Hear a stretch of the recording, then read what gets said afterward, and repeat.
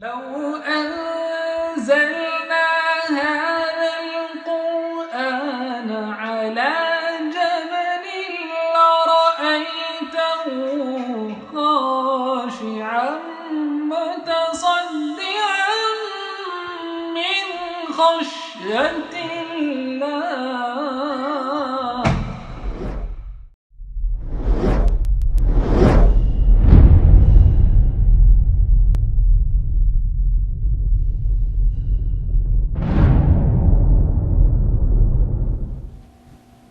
الحمدللہ نحمدہ ونصلی علی رسولہ الکریم اما بعد واعوذ باللہ من الشیطان الرجیم بسم اللہ الرحمن الرحیم تبارک الذی بیدہ الملک وہو علی کل شیء قدیر الذی خلق الموت والحیاۃ لیبلوکم ایکم احسن عملا وہو العزیز الغفور. بسم اللہ الرحمن الرحیم. رب اشرح لی صدری ویسر لی امری واحلل عقدۃ من لسانی یفقہوا قولی. عزیز سامعات السلام علیکم ورحمۃ اللہ وبرکاتہ. خلاصہ قرآن مجید میں آپ کا تہ دل سے خیر مقدم ہے. خلاصہ قرآن میں ہم 28 پارے مکمل کر چکے ہیں اور اب فقط 2 پارے بچے ہیں ساتھ بیٹھنے کے لیے، سننے سنانے کے لیے. اور آج ہے 29واں پارہ جو کئی سورات پر مشتمل ہے. 30ویں پارے کی سٹارٹنگ سے مدنی سورتوں کا سلسلہ ختم ہو گیا اور مکی سورتوں کا سلسلہ شروع ہو رہا ہے. اس سے پہلے ہم لوگ 10 مدنی سورہ ایک ساتھ جان کر آئے تھے. 29ویں پارے کی پہلی سورہ ہے سورہ الملک جو سورہ نمبر 67 ہے، جس میں 2 رکوع اور 30 آیات ہیں. پہلی آیت میں ملک یعنی بادشاہی کا ذکر ہوا ہے، اسی نسبت سے اس سورہ کا نام سورہ ملک ہے. یہ سورہ مکی ہے اور مکہ کے ابتدائی دور میں نازل ہوئی جب رسول اللہ صلی اللہ علیہ وسلم کے خلاف مخالفت کا آغاز ہوا ہی تھا تبھی. اور اس کا مرکزی مضمون اللہ اور آخرت سے غافل انسان کو چوکنا کر دینا ہے. رکو نمبر 1 آیات 1 سے 14 پر مشتمل ہے. آیت نمبر 1 اور 2 ہے تبارک الذی بیدہ الملک وہو علی کل شیء قدیر الذی خلق الموت والحیاۃ لیبلوکم ایکم احسن عملا وہو العزیز الغفور. بہت بابرکت ہے وہ ذات جس کے ہاتھ میں بادشاہی ہے اور وہ ہر چیز پر قدرت رکھنے والا ہے. اور اس نے موت اور حیات بنائے تاکہ تم کو آزمائے کہ تم میں سے کون نیک عمل کرتا ہے، اور وہ بہت زبردست اور مغفرت کرنے والا ہے. آیت نمبر 3 سے 5 میں کائنات کی تخلیق میں غور و فکر کی دعوت ہے کہ ذرا آسمان کی طرف اپنی نگاہ اٹھاؤ اور دیکھو اور مشاہدہ کرو کہ یہ جو عظیم الشان ناپیدا کنار چھت ہے اس میں تمہیں کوئی خلل نظر آتا ہے. اگر انسان آسمان و زمین کی تخلیق میں غور و فکر کرے تو اللہ تعالیٰ کی معرفت حاصل ہوتی ہے. آیت نمبر 6 سے 11 میں کفر کرنے والوں کے لیے عذاب جہنم کی وعید ہے. آیت نمبر 7 اور 8 ہے جب وہ اس میں پھینکے جائیں گے تو وہ اس کے یعنی جہنم کے دہاڑنے کی آواز سنیں گے اور وہ جوش مارتی ہوگی، شدت غضب سے پھٹی جاتی ہوگی، یعنی جہنم اتنی ہولناک ہوگی. آیت نمبر 12 سے 14 میں ان لوگوں کا صلہ بیان کیا گیا ہے جو اپنے رب سے ڈرتے ہیں. اس کے بعد رکوع نمبر 2 ہے جو آیات 15 سے 30 پر مشتمل ہے. آیت نمبر 15 سے 18 میں ہے کہ اس زمین کو اللہ تعالیٰ نے انسان کے لیے تابع فرمان بنا دیا اور وہ اس کی نعمتوں سے بہرہ مند ہو، لیکن یاد رہے کہ تمام نعمتوں کے متعلق سوال کیا جائے گا، تو اپنے خالق سے بے خوف نہ ہو جائے بلکہ اس کے سامنے حاضر ہونا ہے، اس بات کا احساس اسے ہمیشہ بنا رہے. آیت نمبر 19 سے 22 میں اللہ تعالیٰ نے اپنی دیگر نشانیوں اور نعمتوں کا تذکرہ کرتے ہوئے شکر کی تاکید کی، لہذا فرمایا آیت نمبر 23 میں قُلْ هُوَ الَّذِي أَنشَأَكُمْ وَجَعَلَ لَكُمُ السَّمْعَ وَالْأَبْصَارَ وَالْأَفْئِدَةَ قَلِيلًا مَا تَشْكُرُونَ کہ کہو وہی تو ہے جس نے تمہیں پیدا کیا اور تمہارے کان اور تمہاری آنکھیں اور تمہاری عقلیں بنائیں اور تم بہت ہی کم شکر کرتے ہو. یعنی اللہ تعالیٰ نے ہم کو پیدا کیا، وجود بخشا، آنکھیں اور کان اور سمجھ عنایت فرمائی، اس کے بعد بھی ہم ان چیزوں کا شکر نہیں کرتے ہیں. یہ سیکوینس نوٹ کریے گا کہ وَجَعَلَ لَكُمُ السَّمْعَ وَالْأَبْصَارَ کہا گیا، اس کی کان اور آنکھیں بنائی، سماعت اور بصارت بنائی. اسی طرح مدرس ووم میں ایمبریو کا جو سینس ڈیولپ ہوتا ہے وہ پہلے ہیئرنگ ہوتا ہے پھر سائٹ ہوتا ہے. آیت نمبر 24 سے 27 میں ہے کہ اللہ ہی نے تمہیں زمین میں پھیلایا ہے اور ایک دن وہ ضرور تمہیں اکٹھا کرے گا. آیت نمبر 30 میں ایک سوال کر کے چھوڑ دیا گیا ہے, سرچنگ کویشچن. کہو تم نے کبھی سوچا ہے کہ تمہارا پانی اگر زمین کے نیچے اتر جائے تو کون ہے جو تمہارے لیے نتھرا ہوا پانی لا کر دے. اس کے ساتھ ہی سورہ ملک مکمل ہوتی ہے اور اگلی سورہ قلم ہے. سورہ قلم سورہ نمبر 68 ہے. ساری سورتیں اس میں 2 رکوعوں پر مشتمل ہیں. اس میں آیت 52 ہے. سورہ قلم کا ایک اور نام سورہ نون بھی ہے. کبھی آپ لوگوں نے پہلے جانتے تھے یہ بات؟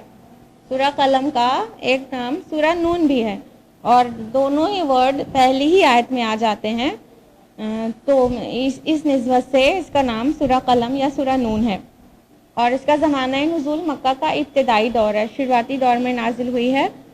اور اس کا مرکزی مضمون ہے کہ جو لوگ وحی اور رسالت کی ناقدری کرتے ہیں اور رسول کی اہانت کرتے ہیں انہیں ان کے دنیاوی اور اخروی انجام سے خبردار کر دیا جائے. سورہ ملک اور سورہ قلم جوڑے کی شکل میں ہیں. دونوں کا مضمون بہت مشابہت رکھتا ہے اور دونوں میں ہی قریش کو عذاب سے اور قیامت سے ڈرایا گیا ہے. رکو نمبر 1 آیات 1 سے 33 پر مشتمل ہے. آیت نمبر 1 اور 2 ہے نون والقلم وما یسطرون, قسم ہے قلم کی اور اس چیز کی جسے لکھنے والے لکھتے ہیں. مان تب نعمت ربک بمجنون, تم اپنے رب کے فضل سے دیوانے نہیں. آیت نمبر 4 ہے وَإِنَّكَ لَعَلَىٰ خُلُقٍ عَظِيمٍ, اور بے شک آپ اخلاق کی بلند ترین منزل پر فائز ہیں. رسول اللہ صلی اللہ علیہ وسلم کو کفار مکہ مجنون, دیوانہ اور نہ جانے کیا کیا کہا کرتے تھے. اللہ تعالیٰ نے گواہی دی کہ قسم کھا کر کہ آپ ہرگز دیوانے نہیں ہیں بلکہ آپ کا جو اخلاق ہے وہ جگ ظاہر ہے اور جو بھی آپ کا اخلاق دیکھے سمجھے گا وہ خود بھی یہ بات کی گواہی دے سکتا ہے کہ ایک بلند پایا انسان مجنون کیسے ہو سکتا ہے. جس کا اخلاق اتنا اعلیٰ ہو وہ مجنون دیوانہ کیسے ہو سکتا ہے, کیونکہ دیوانے کو تو اپنے اخلاق پہ بالکل قابو نہیں رہتا, اس کو اپنے اطوار پہ اور اپنے اعمال پہ بالکل کنٹرول نہیں رہتا, وہ تو عجیب حرکتیں کرتا ہے. اور رسول اللہ صلی اللہ علیہ وسلم کا اخلاق تو ان سب کے بیچ بالکل نمایاں تھا. آیت نمبر 10 سے 16 میں ہے کہ آپ صلی اللہ علیہ وسلم کو وہ دیوانہ جو کہنے والے ہیں ان میں سے کیسے بد کردار لوگ ہیں, ان میں سے ایک کردار کی تصویر پیش کی گئی ہے کہ جو کہتے ہیں آپ کو دیوانہ وہ خود ایسے ذلیل کردار کے ہیں. آیت نمبر 17 سے 33 میں باغ والوں کی مثال پیش کی گئی ہے کہ اللہ تعالیٰ نے ایک باغ دیا تھا اپنے بندوں کو اور وہ پھلوں سے لدا ہوا تھا, لیکن ان لوگوں نے اللہ تعالیٰ کا شکر ادا نہیں کیا تو اللہ تعالیٰ نے راتوں رات اس باغ کو غارت کر دیا. اس واقعہ کو ذکر کر کے اللہ تعالیٰ مقصد اس کے پیچھے یہ تھا کہ قریش کو متنبہ کر دیا جائے کہ تم بھی اپنے عیش و آرام سے دھوکے میں نہ پڑ جانا. جس طرح ان باغ والوں کا باغ اللہ تعالیٰ نے غارت کر دیا, تمہاری نعمتیں بھی کبھی بھی چھین کے تمہیں عذاب میں مبتلا کر سکتا ہے. رکوع نمبر 2 آیات 34 سے 52 پر مشتمل ہے. آیت نمبر 34 سے 41 میں قیامت کی تکذیب کرنے والوں کی فاسد ذہنیت پر ضرب لگائی گئی ہے کہ کیا یہ سمجھتے ہیں کہ جس طرح یہ اس دنیا میں عیش و آرام کر رہے ہیں اسی طرح آخرت میں بھی ان کو اس سے بڑھ کر وہاں ملے گا. آخر انہوں نے اللہ تعالیٰ کو اتنا نامنصف یعنی انجسٹ کیسے سمجھ لیا کہ اللہ تعالیٰ فاسقوں کا اور نیکوں کا میں کوئی فرق نہیں رکھے گا, دونوں میں کوئی امتیاز نہ کرے گا. اگر اللہ تعالیٰ ان سے ایسا کوئی عہد کر چکا ہے تو لائیں اپنا ثبوت پیش کریں. آیت نمبر 42 ہے جس دن سخت مصیبت آ پڑے گی اور ان لوگوں کو سجدے کے لیے بلایا جائے گا تو یہ سجدہ نہ کر سکیں گے. یہاں پہ کشف ساق کا ذکر ہے. کشف ساق مصیبت پڑنے سے زیادہ تر مفسرین نے معنی لیا ہے. جب قیامت والے دن مصیبت کا وقت ہوگا اس وقت ذلت اور رسوائی کے لیے سجدے میں ڈالنے کے لیے اللہ تعالیٰ کہے گا, لیکن جو لوگ دنیا میں نماز نہیں پڑھتے تھے, سجدہ نہیں کرتے تھے, ان کی پیٹھوں کو اللہ تعالیٰ بالکل ہارڈ کر دے گا یہاں تک کہ ان کے بیک بون میں فلیکسیبلٹی ختم ہو جائے گی اور وہ چاہیں گے رب کے سامنے سجدہ کریں لیکن وہ سجدہ نہیں کر پائیں گے. تو جو سجدہ دنیا میں کرتے تھے وہ ضرور وہاں پہ بھی سجدہ کر پائیں گے. آیت نمبر 45 میں ہے میں ان کو ڈھیل دے رہا ہوں, میری تدبیر نہایت مضبوط ہوتی ہے. آیت نمبر 48 میں پس اے نبی صلی اللہ علیہ وسلم اپنے رب کا فیصلہ آنے تک صبر کیجئے۔ آیت نمبر 51-52 ہے جب یہ کافر ذکر یعنی قرآن سنتے ہیں تو اس طرح تمہیں دیکھتے ہیں گویا یہ اپنی نگاہوں سے تمہیں پھسلا دیں گے اور کہتے ہیں یہ ضرور دیوانہ ہے، حالانکہ یہ قرآن دنیا والوں کے لیے ایک نصیحت ہے۔ بے شک اس کے ساتھ ہی سورہ قلم بھی مکمل ہوئی، سبھی صورتیں 2 رکوع کی ہیں پورے پارے میں۔ اور اب سورہ الحاقہ سورہ نمبر 69 ہے، اس میں بھی 2 رکوع اور 52 آیات ہیں۔ آغاز ہی میں الحاقہ یعنی ہونی شدنی لفظ آیا ہے، اس نسبت سے اس کا نام سورہ الحاقہ ہے، اور یہ قیامت کا ایک نام ہے، طے شدہ ہونی شدنی جس کو ہونا طے ہے، اور یہ مکی سورہ ہے اور یہ بھی مکہ کے ابتدائی دور میں نازل ہوئی تھی، اور اس کا مرکزی مضمون قیامت کی ہولناکی بیان کرنا اور عذاب کا خوف پیدا کرنا ہے تاکہ لوگ ہوش میں آ جائیں اور جزا اور سزا پر یقین کرنے لگیں۔ اس سورہ پہ اگر آپ غور کریں تو آپ کو پتہ چلے گا کہ سورہ الواقعہ سورہ نمبر 56 ہے، اس سے بہت گہری مماثلت ہے، مطلب بہت سملیرٹی ہے۔ اس کا پہلا رکوع آیات 1 سے 37 پر مشتمل ہے۔ آیت نمبر 1 سے 3 ہے الحاقۃ ما الحاقہ، ہونی شدنی کیا ہے وہ ہونی شدنی، وما ادراک ما الحاقہ، اور تم کیا جانو وہ کیا ہے ہونی شدنی۔ یہ قیامت کو کہا گیا ہے یعنی وہ بالکل طے شدہ ہے۔ آیت نمبر 4 سے 12 میں ان قوموں کے عذاب سے عبرت دلائی گئی ہے جنہوں نے قیامت کا انکار کیا تھا اور رسولوں کو جھٹلایا تھا، مثلا سمود، عاد، قوم نوح، آل فرعون، قوم لوط، ان سے عبرت دلائی گئی ہے۔ آیت نمبر 13 سے 18 میں قیامت کی ہولناکی کی تصویر پیش کی گئی ہے، اور سورہ الحاقہ اور سورہ قیامہ پڑھ لے کوئی اگر وہ قیامت کا منظر اپنے ذہن میں تازہ کرنا چاہتا ہے تو سورہ الحاقہ اور سورہ قیامہ بہت ہی ہولناک منظر پیش کرتی ہیں قیامت کا۔ آیت نمبر 19 سے 37 میں اصحاب الیمین اور اصحاب الشمال کے انجام کی تفصیل ہے جو کہ سورہ واقعہ میں بھی ہے۔ آیت نمبر 19 میں ہے تو جس کا نامہ اعمال اس کے دائنے ہاتھ میں دیا جائے گا۔ آیت نمبر 21-22 میں وہ پسندیدہ عیش میں ہوگا، بلند مقام جنت میں۔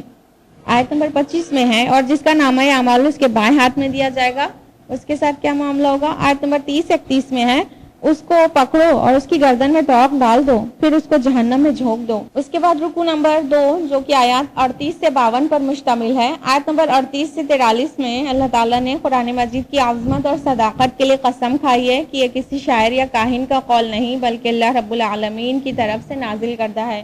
آپ غور کریں گے کہ سورہ واقعہ میں بھی اللہ تعالیٰ نے قرآن کی عظمت کو بیان کرنے کے لیے بلیک ہولز کی قسم کھائی ہے، مواقع نجوم کی۔ آیت نمبر 44 سے 47 میں ہے کہ اور اگر اس رسول نے کوئی بات گڑھ کر ہماری طرف منسوب کی ہوتی تو ہم اس کا داہنا ہاتھ پکڑ لیتے، پھر اس کی شہرت کاٹ دیتے، پھر تم میں سے کوئی ہمیں اس کام سے روک نہ سکتا۔ یعنی یہ جو ایلیگیشن تھا اہل مکہ کا کہ رسول اللہ صلی اللہ علیہ وسلم معاذ اللہ یہ قرآن اپنی طرف سے گڑھ کے اللہ کا کلام بتا رہے ہیں، تو اللہ تعالیٰ اس کا جواب دے رہا ہے کہ اگر یہ بھی ایسا کرتا محمد صلی اللہ علیہ وسلم تو ہم اس کا داہنا ہاتھ پکڑ لیتے، اس کی شہر کاٹ دیتے اور کوئی روک نہیں سکتا ہم کو اس کام سے۔ آیت نمبر 48 ہے اور حقیقت یہ ہے کہ یہ متقیوں کے لیے ایک نصیحت ہے۔ یہ قرآن مجید کی تعریف بیان کی جا رہی ہے۔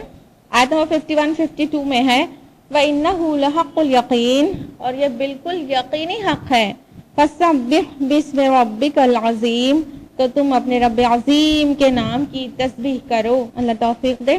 اس کے ساتھ ہی سورہ الحاقہ بھی مکمل ہوئی، اور اب سورہ المعارج جو کہ 70 نمبر کی سورہ ہے، 2 رکوع 44 آیات ہیں۔ آیت نمبر 3 میں ذی المعارج یعنی بلندیوں والے کا ذکر ہے، اللہ تعالیٰ کے لیے استعمال ہوا ہے، اس نسبت سے اس کا نام سورہ معارج ہے، اور یہ اس کا جو زمانہ نزول ہے وہ بھی مکہ کا ابتدائی دور ہے جب مخالفت نے اتنی شدت اختیار نہیں کی تھی کفار کی طرف سے، اور اس کا مرکزی مضمون قیامت کے لیے جلدی مچانے والوں کو متنبہ کرنا ہے۔ رکوع نمبر 1 آیات 1 سے 35 پر مشتمل ہے۔ آیت نمبر 1 سے 3 میں ہے مانگنے والے نے عذاب مانگا ہے جو واقع ہونے والا ہے، کافروں پر کوئی اس کا دفاع کرنے والا نہیں، وہ عذاب اللہ کی طرف سے ہوگا جو بلندیوں والا ہے۔ یعنی کفار چیلنج کرتے تھے کہ وہ عذاب جو تم کہہ رہے ہو وہ ہم پر لا دو، تو اللہ تعالیٰ کہہ رہے ہیں وہ تو واقع ہونے ہی والا ہے، وہ واقع ہو کے رہے گا، یعنی قیامت آ کے رہے گی اور کوئی اس کو روکنے والا نہیں ہے۔ آیت نمبر 8 سے 18 میں قیامت کی تصویر پیش کی گئی ہے۔ آیت نمبر 7 اور 8 میں ہے، سنیے، جس دن آسمان پگھلی ہوئی دھات کی طرح ہو جائے گا اور پہاڑ بھنی ہوئی اون کی طرح ہو جائیں گے۔ اس کے آگے ہے کہ انسان خود کو عذاب سے بچانے کے لیے اپنے دوست، اپنے بیوی، بچے اور تمام رشتہ داروں کو فدیے میں دے دینا چاہے گا اپنے آپ کو بچانے کے لیے۔ آیت نمبر 19 سے 21 میں ہے، انسان بے صبرا پیدا کیا گیا ہے، جب اس کو کوئی تکلیف پہنچتی ہے تو گھبرا اٹھتا ہے اور جب اسے آسائش حاصل ہوتی ہے تو بخیل ہو جاتا ہے۔ آیت نمبر 22 سے 35 میں ہے کہ متقی لوگ اس سے مستثنا ہیں اور جو اعمال صالحہ کرتے ہیں ان کے لیے جنت کا وعدہ ہے۔ یعنی یہ متقین کا عمل نہیں ہے، نہ صبرے اور نہ شکرے ہو جانا، بخیل ہو جانا، یہ متقی ایسے نہیں ہوتے ہیں۔ رکو نمبر 2 آیات 36 سے 44 پر بیسڈ ہے۔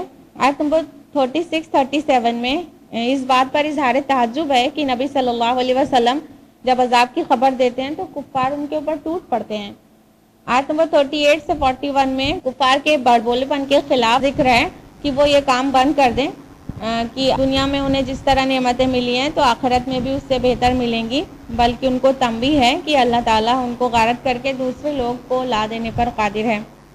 آیت نمبر 42 میں ہے، لہٰذا انہیں چھوڑ دو کہ باتیں بناتے اور کھیلتے رہیں یہاں تک کہ یہ اپنے اس دن کو اس سے دوچار ہوں جس کا ان سے وعدہ کیا جا رہا ہے۔ اس کے ساتھ ہی سورہ معارج بھی مکمل ہوئی اور اب سورہ نوح سورہ نمبر 71 2 رکوع 28 آیات، اور اس کا نام سورہ نوح اس کے مضمون کی وجہ سے بھی ہے اور اس کا نام بھی ہے، اس کے مضمون کا عنوان بھی یہی ہے۔ شروع سے آخر تک نوح علیہ السلام کا ہی قصہ بیان ہوا ہے۔ یہ بھی مکی سورہ ہے اور ان حالات میں نازل ہوئی ہے جب مشرکین مکہ نے رسول اللہ صلی اللہ علیہ وسلم کی دعوت کے خلاف شدت اختیار کر لی تھی، اور اس کا مرکزی مضمون حضرت نوح علیہ السلام کا قصہ اس انداز میں بیان کرنا ہے کہ رسول اللہ صلی اللہ علیہ وسلم کی مخالفت کرنے والے چونک جائیں اور اپنے آپ کو اس آئینے میں دیکھ لیں۔ رکوع نمبر 1 آیات 1 سے 20 پر مشتمل ہے۔ آیت نمبر 1 ہے، ہم نے نوح کو اس کی قوم کی طرف بھیجا کہ اپنی قوم کو خبردار کر دو قبل اس کے کہ ان پر دردناک عذاب آ جائے۔ آیت نمبر 2 سے 4 میں ہے کہ نوح علیہ السلام نے اپنی قوم کو دعوت دی کہ اللہ کی عبادت کرو اور میری اطاعت کرو۔ آیت نمبر 5 سے 10 میں ہے کہ نوح علیہ السلام کی قوم نے ان کی دعوت پر بڑا تکبر کیا اور بہت بڑی ضد پر اڑ گئے اور نوح علیہ السلام کی بہت ناقدری اور اہانت کی۔ آیت نمبر 11 سے 20 میں ہے کہ نوح علیہ السلام نے اپنی قوم کو اللہ تعالیٰ کی عطا کردہ نعمتوں کے حوالے سے حق پر بلایا اور آخرت کے دلائل دے کر ان کو دعوت دی، لیکن انہوں نے اپنے رسول کی ایک نہ مانی۔ اس کے بعد رکوع نمبر 2 آیات 21 سے 28 پر مشتمل ہے۔ آیت نمبر 21 ہے، نوح علیہ السلام نے عرض کیا، اے میرے رب، انہوں نے میری نافرمانی کی اور ان لوگوں کی پیروی کی جن کے مال اور اولاد نے ان کے خسارے میں ہی اضافہ کیا۔ آیت نمبر 22-23 میں ہے، انہوں نے بہت بڑی چال چلی اور کہا، ہرگز نہ چھوڑو اپنے معبود کو، اور نہ چھوڑو ود کو اور نہ سواع کو اور نہ یغوث کو اور نہ یعوق کو اور نصر کو۔ نوح علیہ السلام نے ان کو دعوت دی تو انہوں نے طرح طرح کی چالیں چلنا شروع کر دیا نوح علیہ السلام کے خلاف کہ یہ مجنون ہے، دیوانہ ہے اور یہ اپنی بڑائی چاہتا ہے اور یہ کہ ہمارے معبودوں سے برگشتہ کر دینا چاہتا ہے۔ تو اس طرح کئی چالیں چلی ان لوگوں نے اور کہا ان معبودوں کو اپنے مت چھوڑو۔ یہ نوح علیہ السلام کے قوم کے بتوں کے نام ہیں، ود، سواع، یغوث، یعوق اور نصر۔ حالانکہ اہل عرب یہ بات تک بھی ان بتوں کی پوجا کرتے رہے۔ آیت نمبر 25 میں ہے، بالآخر وہ اپنے گناہ کی بنا پر غرق کر دیے گئے، پھر آگ میں داخل کر دیے گئے۔ آیت نمبر 28 میں نوح علیہ السلام کی دعا درج ہے، رب اغفر لی ولوالدی ولمن دخل بیتی مؤمنا وللمؤمنین والمؤمنات ولا تزد الظالمین الا تبارا۔ نوح علیہ السلام نے فرمایا کہ اے میرے رب، مجھے بخش دے اور میرے والدین کو بھی اور جو بھی داخل ہو میرے گھر میں ایمان کے ساتھ، اور تمام مومنین اور مومنات کو، اور ظالموں کے لیے ہلاکت ہی میں اضافہ فرما۔ اس کے ساتھ ہی سورہ نوح بھی مکمل ہوتی ہے اور اگلی سورہ ہے سورہ جن، سورہ نمبر 72 2 رکوع اور 28 آیات پر مشتمل۔ اس سورہ میں جنوں کا بیان نقل ہوا ہے، اس مناسبت سے اس کا نام سورہ جن ہے اور یہ مکی سورہ ہے اور سورہ الاحقاف سے پہلے نازل ہوئی ہے۔ مضامین سے اندازہ ہوتا ہے کہ مکہ کے دور اول میں نازل ہوئی ہے اور اس کا مرکزی مضمون یہ وضاحت کرتا ہے کہ قرآن کلام الہی ہونے کی آپ ہی شہادت ہے۔ چنانچہ جنوں کی ایک جماعت نے قرآن سنا تو ان کا ضمیر پکار اٹھا کہ یہ کلام الہی ہے۔ بخاری مسلم کی متفق علیہ روایت ہے کہ ابن عباس رضی اللہ عنہ راوی ہیں کہ رسول اللہ صلی اللہ علیہ وسلم اپنے اصحاب کے ساتھ بازار عکاظ تشریف لے جا رہے تھے۔ راستے میں نخلا کے مقام پر آپ نے صبح کی نماز پڑھائی۔ اس وقت جنوں کا ایک گروہ ادھر سے گزر رہا تھا، انہوں نے قرآن سنا تو وہیں ٹھہر گیا اور غور سے قرآن سنتا رہا۔ اسی واقعہ کا ذکر اس سورہ میں کیا گیا ہے۔ رکوع نمبر 1 آیات 1 سے 19 پر مشتمل ہے۔ آیت نمبر 1 اور 2 میں ہے: اے نبی صلی اللہ علیہ وسلم، آپ کہیے میری طرف وحی کی گئی ہے کہ جنوں کی ایک جماعت نے قرآن کو سنا تو کہا ہم نے بہت عجیب قرآن سنا ہے جو ہدایت کی راہ دکھاتا ہے، ہم اس پر ایمان لے آئے۔ جنہوں نے قرآن سنا اور وہ پہچان گئے کہ یہ کلام الہی ہی ہو سکتا ہے، یہ اللہ کی طرف سے ہی ہو سکتا ہے، اور اس پر فوراً ایمان لے آئے۔ آیت نمبر 3 سے 5 میں ہے کہ ان جنوں نے اپنے اور جنوں کے سامنے جا کر اپنی توحید کا اظہار کیا اور شرک سے بیزاری ظاہر کی۔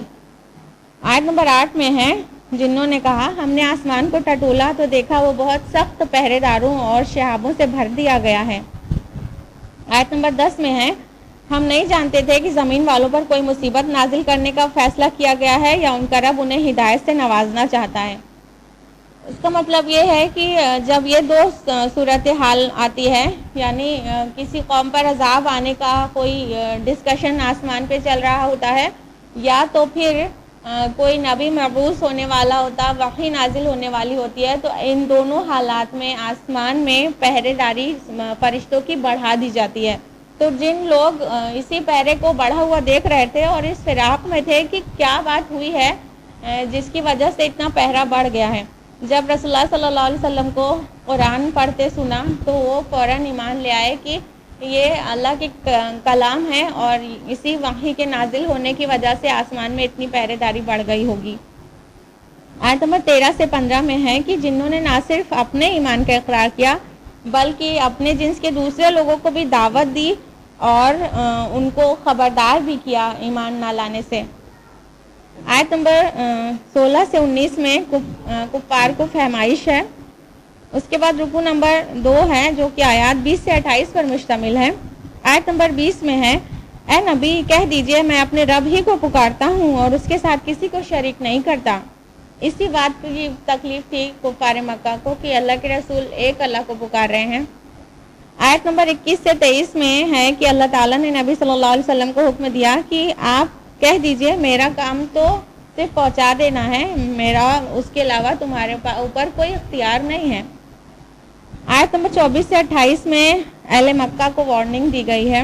آیت نمبر 28 میں ہے: اور وہ ان کے تمام احوال کا احاطہ کیے ہوئے ہیں اور ہر چیز کو اس نے گن رکھا ہے بے شک۔ اس کے ساتھ ہی سورہ جن بھی مکمل ہوئی، اور اب سورہ مزمل سورہ نمبر 73 جو کہ 2 رکوع اور 20 آیات پر مشتمل ہے۔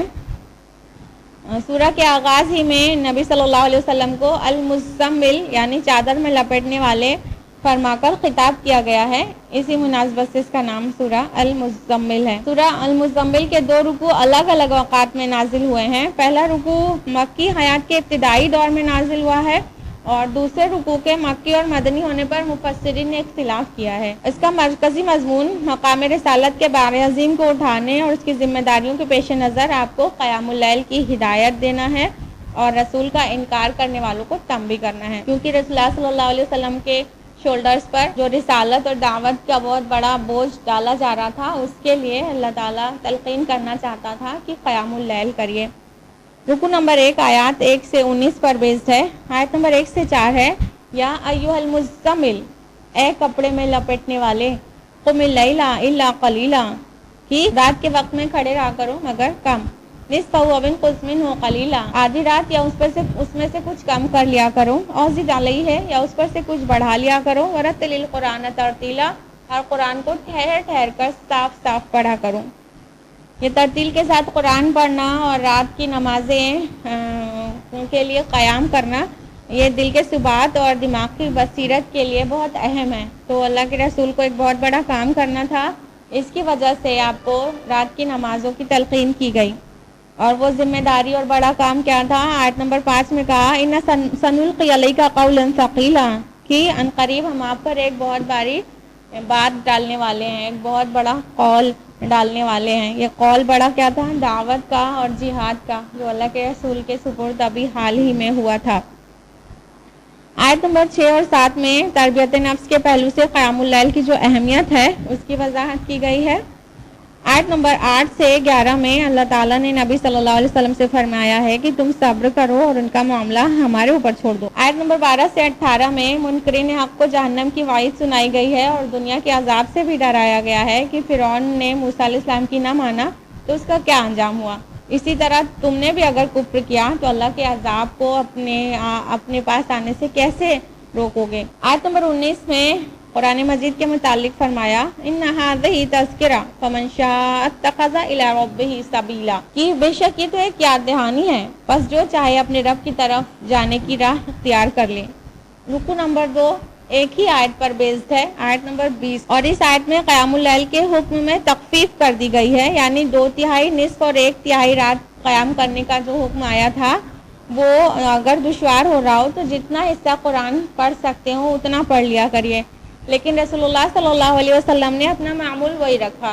آپ یہ جو شروعاتی 4 آیات میں سورہ مزمل کے حکم آیا تھا کہ نصف رات یا اس سے کچھ زیادہ یا اس سے کچھ کم قیام اللیل کریے، تو آپ صلی اللہ علیہ وسلم اتنا ہی مقدار میں قیام اللیل کرتے تھے، رات کی نمازیں پڑھتے تھے۔ اور حضرت عائشہ سے مروی ہے کہ آپ 11 رکعتیں پڑھتے تھے، 8 رکعتیں بہت طویل اور 3 رکعتیں وتر کی۔ تو اس طرح سے آپ صلی اللہ علیہ وسلم کا معمول تھا، لیکن چونکہ آپ کو دیکھ کر آپ کے صحابہ کو بھی شوق ہوتا تھا تو وہ بھی پڑھتے تھے، تو ان کے لیے بھاری ہو رہا تھا، اور پھر تمام امت کے لیے اگر یہ چیز فرض ہو جاتی تو بہت مشکل ہو جاتا، تو اس لیے تخفیف کر دی گئی کہ جتنا بھی اب کوئی قیام کر سکتا ہو اتنا کر لیا کرے، تو تمام امت کے لیے آسانی ہو گئی۔ اور نیکی کمانے کے دوسرے راستے بتا دیے گئے اسی آیت میں کہ 5 وقت تو نماز پڑھا کرو، اچھی طرح سے زکوٰۃ دو، اللہ کو قرض حسنہ دو اور اللہ سے استغفار کرتے رہو۔ یہ باقی راستے ہیں جس سے نیکی کمائی جا سکتی ہے۔ اس کے ساتھ ہی سورہ مزمل ختم ہوئی اور اگلی سورہ مدثر ہے، سورہ نمبر 74، جس میں 2 رکوع اور 56 آیات ہیں۔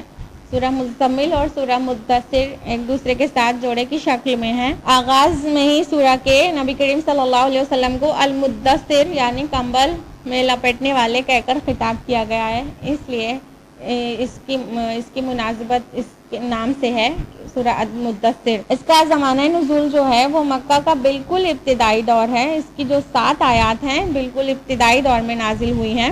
بخاری مسلم کی متفق علیہ روایت ہے کہ رسول اللہ صلی اللہ علیہ وسلم پر جو پہلی وحی آئی ہے وہ تھی اقرأ بسم ربک سے لے کر ما لم یعلم تک، سورہ علق کی 5 آیات۔ اس کے بعد ایک اچھی خاصی مدت تک کے لیے وحی کا سلسلہ رک گیا تھا، تو جب وحی آنا رک گئی تھی انہی ایام میں رسول اللہ صلی اللہ علیہ وسلم ایک روز راستے سے گزر رہے تھے کہ آپ کو کسی نے آواز دی، یا محمد۔ آپ صلی اللہ علیہ وسلم نے جو نظر آسمان کی طرف اٹھا کر دیکھا تو وہی فرشتہ جو غار حرا میں پہلی بار آیا تھا یعنی جبریل امین، آپ آسمان اور زمین کے درمیان کرسی لگا کر بیٹھے ہیں۔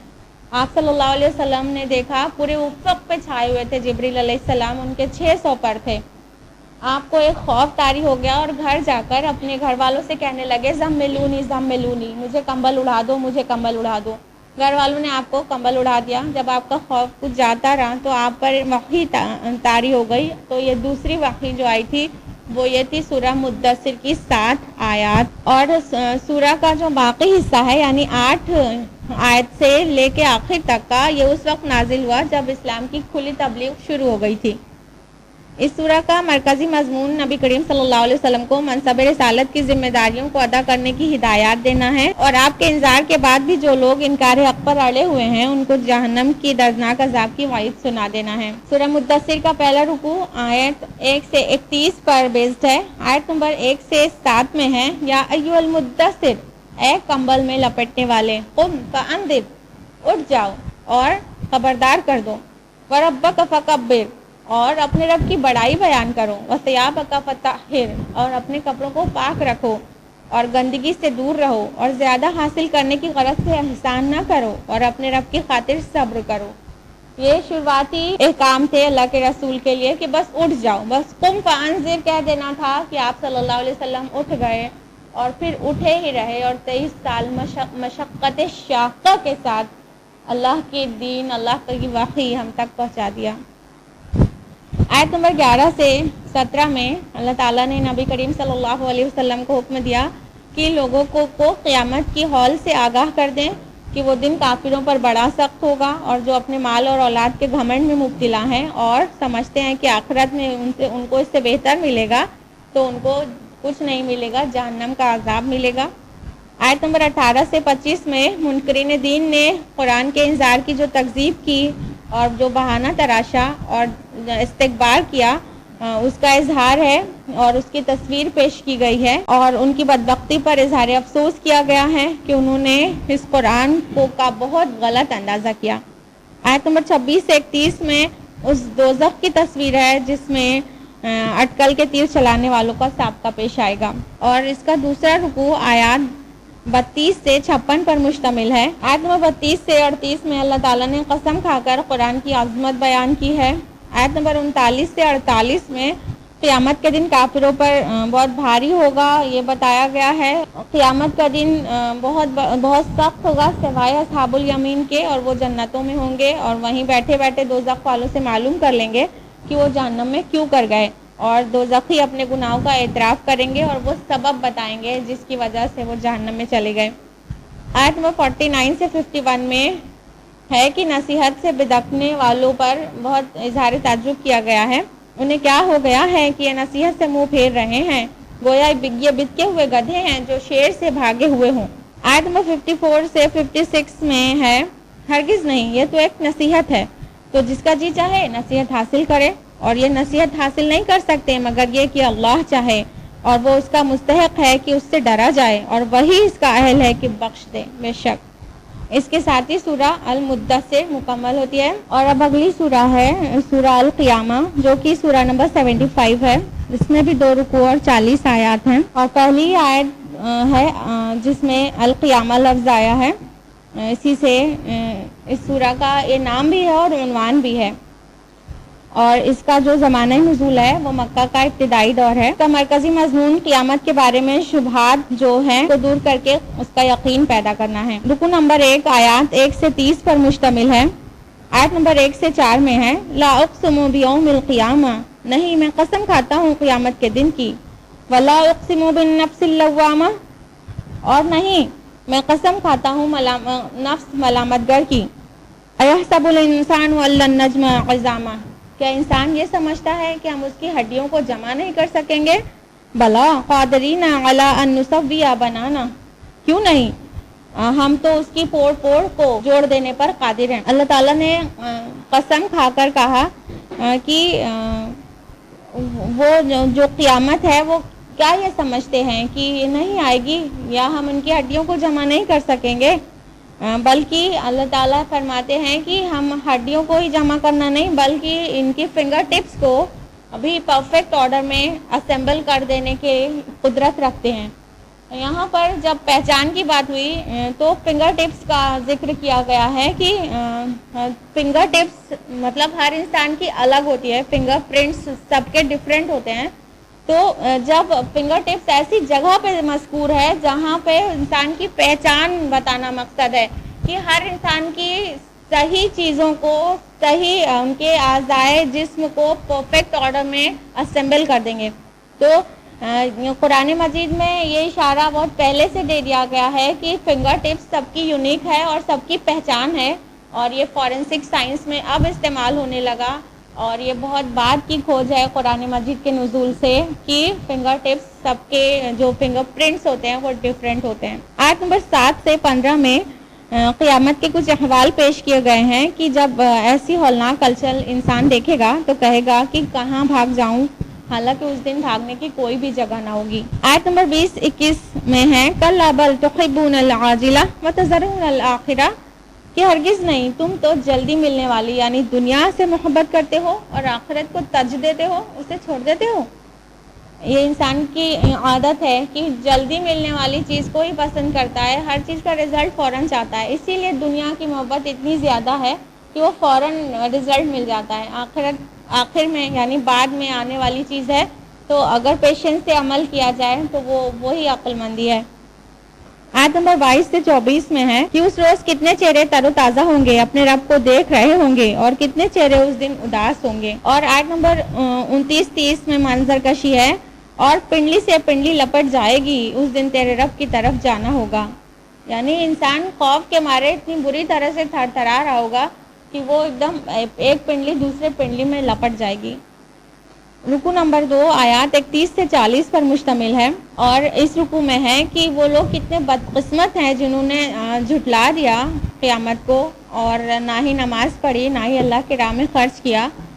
اور قیامت کی دلیل کے طور پر اللہ تعالیٰ نے انسان کی پیدائش کو پیش کیا ہے کہ انسان کی حقیقت کیا ہے۔ اللہ تعالیٰ نے اسے ایک نطفے سے ہی تو، ایک بوند سے، ایک ڈراپ آف اسپرم سے ہی تو پیدا کیا تھا۔ کیا وہ اس بات پر قادر نہیں کہ وہ اسے دوبارہ زندہ کر دے؟ بے شک قادر ہے۔ اس کے ساتھ ہی سورہ قیامہ مکمل ہوتی ہے، اور اگلی سورہ الدہر ہے۔ سورہ الدہر میں 2 رکوع 31 آیات ہیں، اور اس کا سورہ الدہر کا ایک اور نام ہے سورہ انسان، اور دونوں ہی لفظ پہلی آیت میں موجود ہیں۔ اکثر مفسرین کے نزدیک اس کو یہ مکی سورہ ہے، لیکن اور مکہ کے دور اول میں نازل ہوئی ہے، لیکن کچھ مفسرین ایسے بھی ہیں جو اس سورہ کو مدنی سورہ کہتے ہیں۔ اور اس کا مرکزی مضمون جو ہے وہ یہ کہ انسان کو دنیا میں اس کی حقیقی حیثیت سے آگاہ کر دیا جائے، اور یہ بتانا کہ اگر وہ اپنی حیثیت کو ٹھیک سمجھ کر اللہ کا شکر ادا کر رہا ہے تو اس کا انجام اچھا ہوگا، لیکن اگر وہ کفران نعمت کر رہا ہے تو برے انجام سے دوچار ہوگا۔ پہلا رکوع آیات 1 سے 22 پر مشتمل ہے۔ آیت نمبر 1 سے 3 میں ہے، کیا انسان پر زمانہ مدیر میں ایک وقت ایسا نہیں گزرا کہ جب وہ قابل ذکر چیز نہ تھا؟ ہم نے انسان کو ایک ملے جلے نطفے سے پیدا کیا ہے تاکہ اسے آزمائیں۔ ہم نے اسے سننے اور دیکھنے والا بنایا، ہم نے اسے راہ دکھا دی، چاہے وہ شکر گزار بنے یا ناشکرا۔ پوری تھیم اس سورہ کی ان 3 آیات میں سمو دی گئی ہے کہ اللہ تعالیٰ نے انسان کو کس حقیر پانی کی بوند سے بنایا، ایک مخلوط نطفے سے، مکسڈ نطفے سے۔ میل کا جو نطفہ ہوتا ہے وہ اپنے آپ میں کئی چیزوں کا مکسچر ہوتا ہے، اور پھر فیمیل کے نطفے سے مرج ہو کے وہ زائگوٹ بنتا ہے، تو ملے جلے نطفہ اس کو کہا گیا ہے، اور تاکہ اس کو آزمائے اللہ تعالیٰ، اس کا امتحان لے، تو اس کی وجہ سے اس نے سننے اور دیکھنے کی طاقت دے دی تاکہ وہ ساری چیزیں اسے پہلے عطا کر دے، پھر دیکھے کہ اس کا استعمال کہاں کرتا ہے، شکر گزار بنتا ہے کہ ناشکرا بنتا ہے۔ آیت نمبر 4 میں ناشکری کی سزا کا بیان ہے کہ وہ جہنم ہے، اور آیت نمبر 5 سے 22 میں شکر گزاری کا انعام بیان فرمایا گیا ہے، اور درمیان میں کچھ نیک عمل کا حوالہ بھی ہے۔ آیت نمبر 15-16 میں ہے، ان کے آگے چاندی کے برتن اور شیشے کے گلاس گردش کرتے ہوں گے، شیشے بھی جو چاندی کے ہوں گے۔ جنت کا تذکرہ ہے۔ آیت نمبر 17-18 میں ان کو وہاں ایسی ہی شراب کے جام پلائے جائیں گے جس میں زنجبیل یعنی سونٹ کی آمیزش ہوگی، یہ ایک چشمہ ہوگا جس کو سلسبیل کہا جاتا ہے۔ آیت نمبر 20 ہے، وہاں جدھر بھی دیکھو گے تمہیں نعمتیں ہی نعمتیں اور عظیم بادشاہی دکھائی دے گی۔ دوسرا رکوع آیات 23 سے 31 پر بیسڈ ہے۔ آیت نمبر 23 سے 26 میں رسول اللہ صلی اللہ علیہ وسلم کو صبر اور ذکر الہی کی تلقین کی گئی ہے۔ آیت نمبر 19 میں ہے، انہا ذی تذکرہ فمن شاء اتخذ الی ربہ سبیلا، یہ ایک نصیحت ہے، تو جو چاہے اپنے رب کی طرف جانے کی راہ اختیار کر لے۔ آیت نمبر 31 میں ہے، وہ جس کو چاہتا ہے اپنی رحمت میں داخل کرتا ہے، اور ظالموں کے لیے اس نے دردناک عذاب تیار کر رکھا ہے۔ اس کے ساتھ ہی سورہ الدہر بھی مکمل ہوتی ہے، اور اب اس پارے کی آخری سورہ جو سورہ مرسلات ہے، 77 نمبر کی سورہ، 2 رکوع 50 آیات پر بیسڈ۔ پہلی آیت میں مرسلات یعنی ہواؤں کی قسم کھائی گئی ہے، اسی مناسبت سے اس کا نام سورہ المرسلات ہے۔ یہ بھی مکی سورہ ہے، اور پورا مضمون ظاہر کرتا ہے کہ مکہ معظمہ کے ابتدائی دور میں نازل ہوئی ہے۔ اس کا مرکزی مضمون قیامت اور آخرت کا اثبات اور اس کے اچھے برے انجام سے لوگوں کو خبردار کر دینا ہے۔ رکوع نمبر 1 آیات 1 سے 40 پر بیسڈ ہے۔ آیت نمبر 1 ہے، والمرسلات عرفا، قسم ہے ان ہواؤں کی جو لگاتار بھیجی جاتی ہیں۔ آیت نمبر 2 سے 6 میں ہواؤں کی مختلف کیفیات اور صفات کی قسم کھانے کے بعد فرمان الہی ہے، یعنی جواب قسم ہے۔ آیت نمبر 7، انما توعدون لواقع، جس چیز کا تم سے وعدہ کیا جا رہا ہے وہ ضرور واقع ہوگی، یعنی قیامت۔ آیت نمبر 8 سے 10 میں ہے جب ستارے بے نور ہو جائیں گے اور جب آسمان پھٹ جائے گا اور پہاڑ ریزہ ریزہ کر دیا جائیں گے، یہ قیامت کی منظر کشی ہے۔ اس کے بعد آیت نمبر 16 سے 27 میں مسلسل قیامت کے وقوع کے دلائل دیے گئے ہیں، اور انہیں بتایا گیا ہے کہ انسان اپنی تاریخ اور اپنی پیدائش اور جس زمین پر وہ زندگی بسر کر رہا ہے اس کو دیکھے، اس کی ساخت کو دیکھے، تو وہ یہ باتیں شہادت دے رہی ہیں کہ قیامت کا آنا، عالم آخرت کا برپا ہونا ناممکن نہیں ہے بلکہ ممکن بھی ہے، اور اللہ کی حکمت کا تقاضا بھی یہی ہے کہ قیامت آئے اور دوسری زندگی ہو، حساب و کتاب ہو، سب کے ساتھ حق کے ساتھ فیصلہ ہو۔ آیت نمبر 28 سے 40 میں آخرت کے منکرین کا انجام بیان کیا گیا ہے، اور آیت نمبر 30 سے 34 میں ہے چلو اس سائے کی طرف جو 3 شاخوں والا ہے، جس میں نہ چھاؤں ہے اور نہ وہ شعلوں کی لپٹ سے بچائے گا، وہ آگ محل کی طرح اونچی چنگاریاں پھینکتی ہوگی، گویا وہ زرد اونٹ ہیں، تباہی ہے اس دن جھٹلانے والوں کی۔ یہ آیت ویل یومئذ للمکذبین، یعنی تباہی ہے اس دن جھٹلانے والوں کی، اس سورہ میں 10 بار ریپیٹ ہوئی ہے۔ اس کے بعد دوسرا رکوع ہے جو کہ آیات 41 سے 50 پر بیسڈ ہے۔ آیت نمبر 41 سے 44 میں متقیوں کے انعامات کا تذکرہ ہے، اور آیت نمبر 45 سے 50 میں پھر سے منکرین کے لیے آخرت کے برے انجام سے ان کو متنبہ کیا گیا ہے۔ آیت نمبر 50 میں ہے اب اس کے بعد وہ کس کلام پر ایمان لائیں گے۔ اس کے ساتھ ہی سورہ مرسلات یہیں پر مکمل ہوتی ہے، اور اس کے ساتھ ہی ساتھ پارہ بھی مکمل ہوتا ہے، 29واں پارہ۔ اب فقط ایک پارہ رہ جاتا ہے، انشاءاللہ کل ہوگا 30واں پارہ۔ آج کے لیے اتنا ہی۔ اللہ رب العزت ہم سے اور آپ سے قبول کرے۔ ربنا تقبل منا انک انت السمیع العلیم، آمین۔ والسلام علیکم ورحمۃ اللہ وبرکاتہ۔